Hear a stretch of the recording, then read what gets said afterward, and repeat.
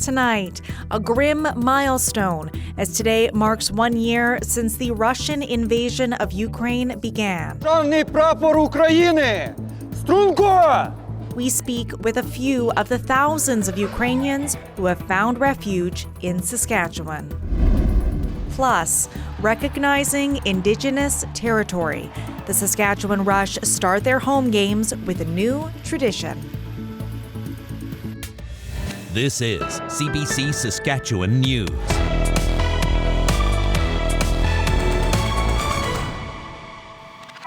It's Friday, February 24th.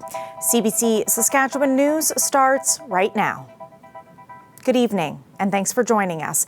Much of the world is marking a somber anniversary. 1 year ago, Russia invaded Ukraine. At the time, many feared the country would fall within weeks, maybe even days. But that didn't happen, and Ukrainians have shown incredible resilience in the face of lopsided odds. CBC's Abby Kuavasin looks at today's commemorations and the 12 months that have led to them. Державний прапор України! Струнко! In St. Sophia Square in Kyiv, the Ukrainian president told those defending the country, Я пишаюся вами. he is proud of them. He honored those who fight and those who once fought, presenting Heroes of Ukraine awards to relatives of slain soldiers. Всім добрий вечір. Лідер фракції тут. This was Volodymyr Zelensky a year ago in the Ukrainian capital, refusing to leave, telling the U.S. he needed weapons, not a ride. And Ukrainian civilians were seen standing up to Russian tanks, resisting invaders who were told they'd be welcomed with open arms. Showing the man in the Kremlin they are not loyal subjects. Those sounds and images of resistance were soon replaced with Bucha, the site of alleged Russian war crimes. Residents gathered today to remember their loved ones, including Irina. She'd buried her son herself in March after he'd been shot dead on his way to work. Thousands of kilometers away, deep support for Ukraine in Brussels and Georgia and Tokyo and New York.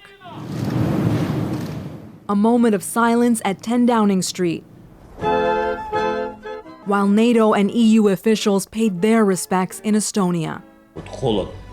It was a year of endurance, a year of compassion, a year of bravery, a year of pain, a year of hope, a year of perseverance, a year of unity, a year of invincibility.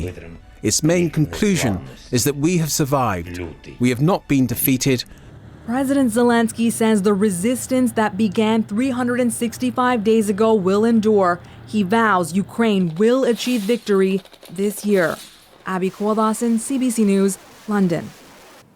Millions of people have fled Ukraine since the war began. Nick Frew brings us the stories of two families who now call Saskatchewan home. The Constakos feel safe living in their townhouse in Regina, something they don't take for granted. A year ago, they woke up in Kiev to the sound of explosions. Russia had invaded. The war had started. The family fled to western Ukraine, then on to Poland. Неочікувано, тому що ми взагалі не збиралися кудись іммігрувати. It was all unexpected, she says. We never thought we'd be leaving the country. But my friends on the front line said this will drag out. Don't come back. Get your children out. The Saskatchewan government says more than 3,200 Ukrainians have moved to this province since the war began. About a third of them arrived via free flights that the government chartered from Warsaw, Poland. Alexander Kostenko stayed up until almost midnight registering for the first flight to Regina last July.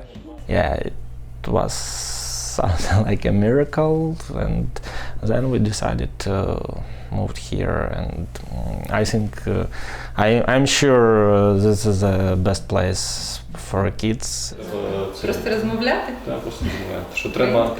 The Tarnowski family also fled their home in the port city of Odessa 1 year ago.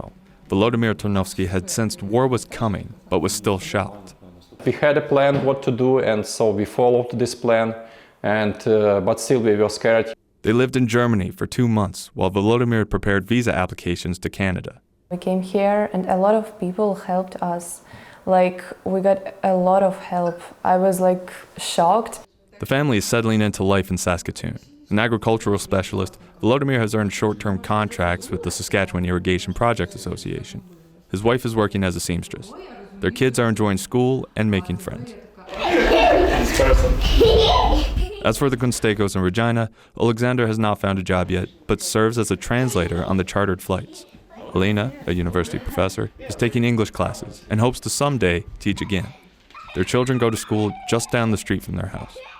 Everyone making the best of an unexpected life. Nicholas Frew, CBC News, Regina. Many Saskatchewan residents and organizations have stepped up to welcome displaced Ukrainians. Some have personal ties to the country. Luda Romnuk moved to Saskatchewan from Ukraine 11 years ago. Now she works in the Regina Catholic School Division's multilingual and multicultural office.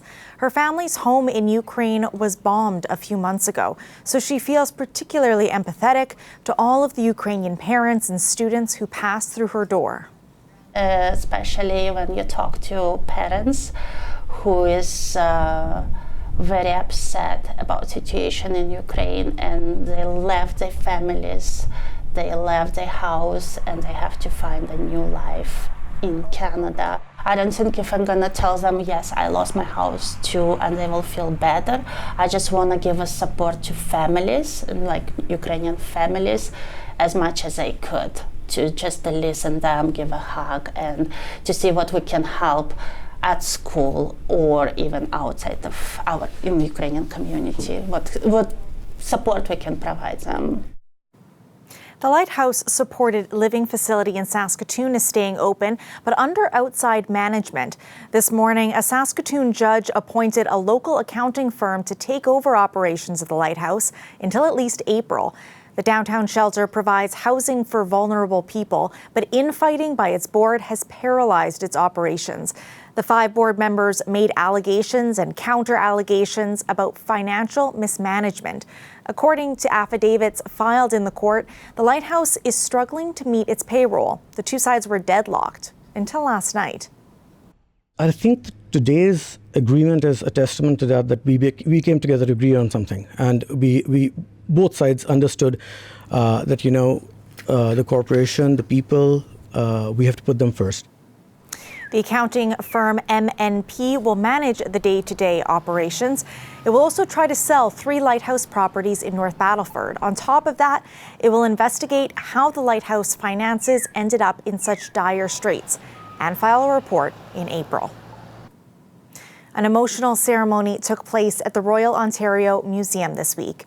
Artifacts that were taken from Chief Poundmaker nearly 150 years ago were returned to his family and his community in Saskatchewan. It's a sacred journey, it's a spiritual journey. Those objects, I've said it before, those objects have life and they're very powerful.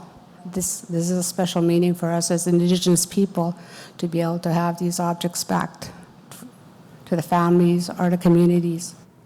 Chief Poundmaker was known as a peacekeeper, but in 1885 he was wrongly found guilty of treason and served 7 months in prison.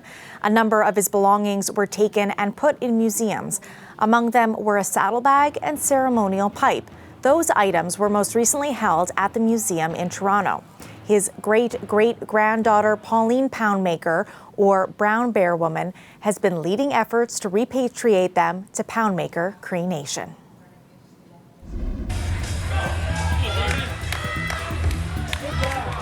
You can bet Jordan Carroll is feeling golden. The gymnast from Saskatoon captured Saskatchewan's first gold medal at the Canada Winter Games on PEI today. Carroll earned it in the pommel horse event, and you can see him competing here earlier this week. He's not the only Saskatchewan gold medalist today. Fellow Saskatoon gymnast Riley Miller grabbed top spot in the floor event of artistic gymnastics, and speed skater Luca Vieman took gold in the male mass start event. Team Sask's total medal count is now 15. The games run for another week. We'll be back after the break.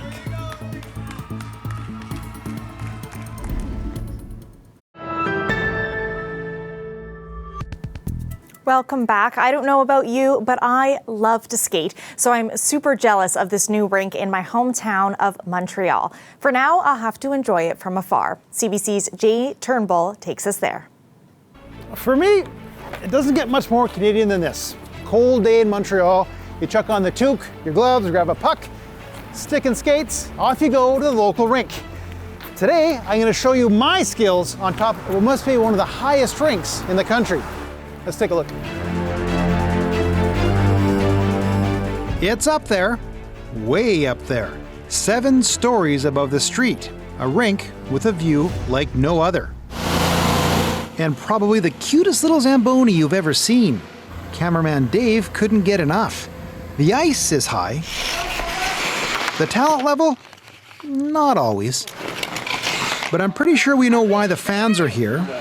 I'm a bit of a crowd pleaser. I guess they call me Tutu now. Whatever, it's fine. I might not be the most talented player, but I'm known to get pucks in deep, give 110%, and my intensity level is off the charts. Let's go!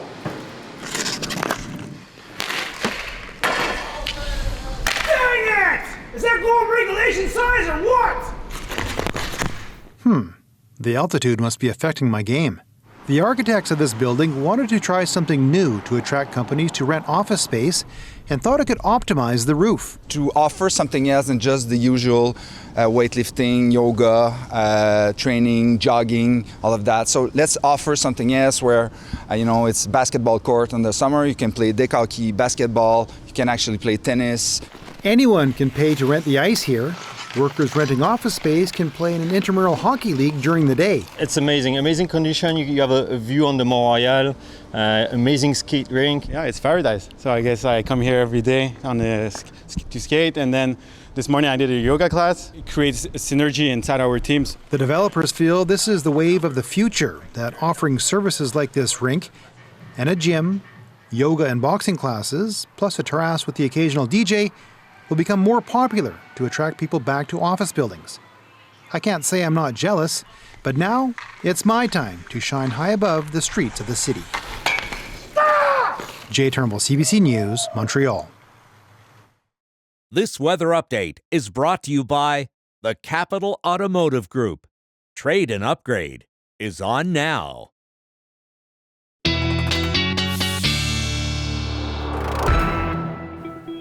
Weather specialist Ethan Williams joins us now. Ethan, how is it looking for me to get out on the ice this weekend? Oh, we're going to be warming up. I think we need to get one of those skating rinks on the roof of our building here. That'd be a lot of fun. You can do a whole lot on the roof of buildings in Montreal, apparently, from yoga to DJs, hockey rinks. We got to get some stuff like that here.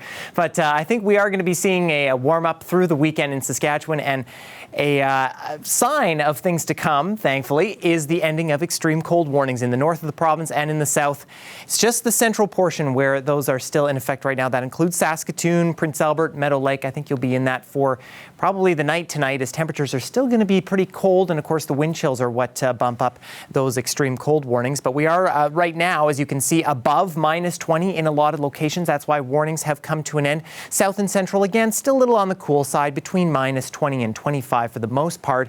And for the north of the province, you can really see how wind chills have dropped off. Close to -20 right now, as opposed to close to -40 yesterday. Still south and central, though, again, some portions of the province, including Regina, Val-Marie, down around -35, at least that's what you're feeling like. A couple of things happening that are going to be fueling this temperature change. We're looking at the polar vortex, which you see here, starting to retreat, and some warmer Pacific air starting to move in. Not going to last all that long, though. I think probably by the middle of next week, we'll see temperatures back down a little bit below normal.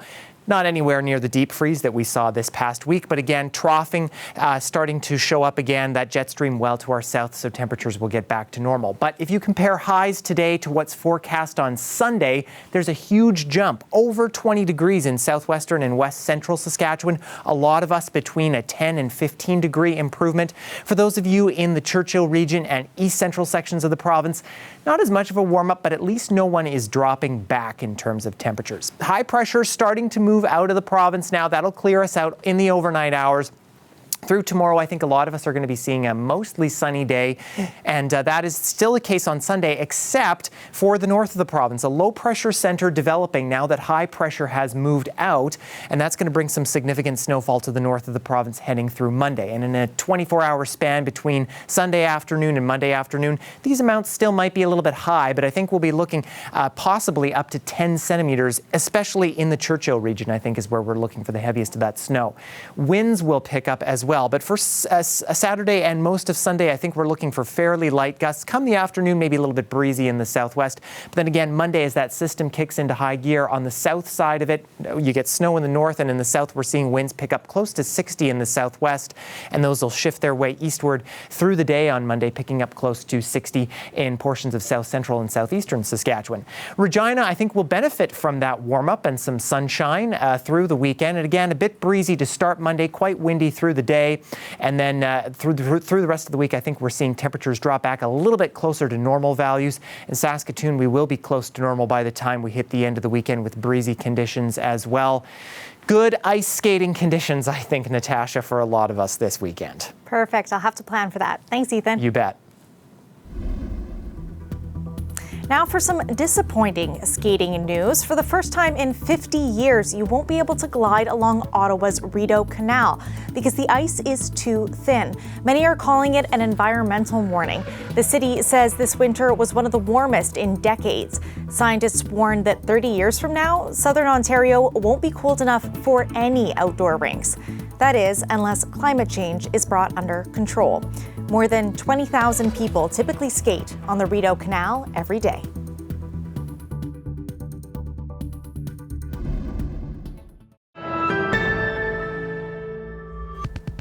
Canadian troops are training Ukrainian soldiers on the battle tanks Ottawa is sending there and in some of the basic tactics of warfare. That's happening outside Ukraine in places like Poland and England. CBC's Susan Ormisted visited one of the training centres in the southern UK. At dawn in the damp English air, soldiers from Canada, Britain and Ukraine stood shoulder to shoulder.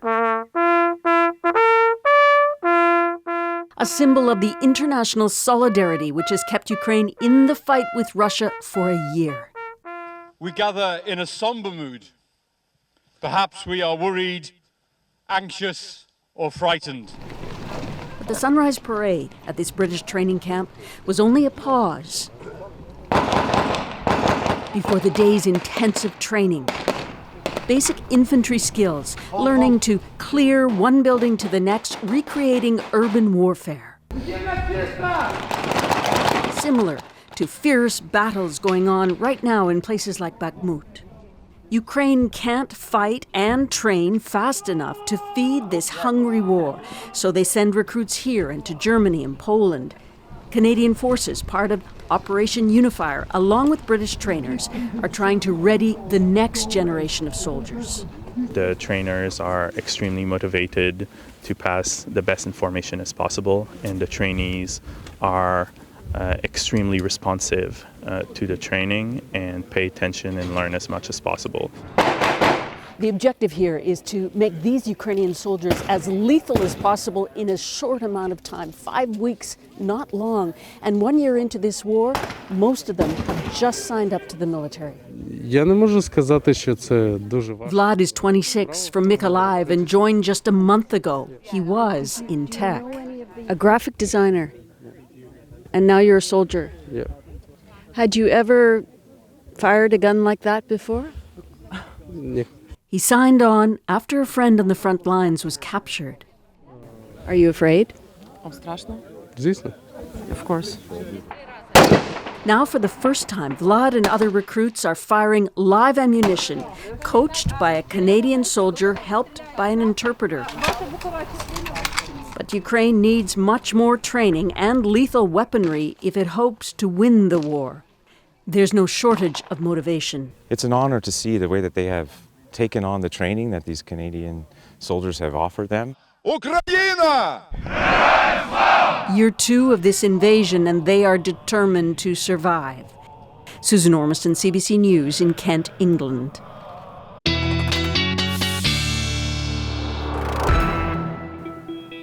And Ethan is back with another look at our forecast as we head into the weekend. And we are going to see a warm up, but we'll start pretty cold, Natasha, in Regina tomorrow morning, still at minus 25. The wind chill making it feel like minus 33. And then as we head into the afternoon, getting into the mid-minus teens, winds should remain fairly light tomorrow. I think we will see sunshine in both Regina and in Saskatoon. 8 a.m. temperature of minus 27 still in Saskatoon. Again, wind chill close to minus 40. That's why the extreme cold warning is still in effect right now. But I think it should be ended by tomorrow as you get up to minus 18. Mostly sunny conditions, and winds for you will remain light as well.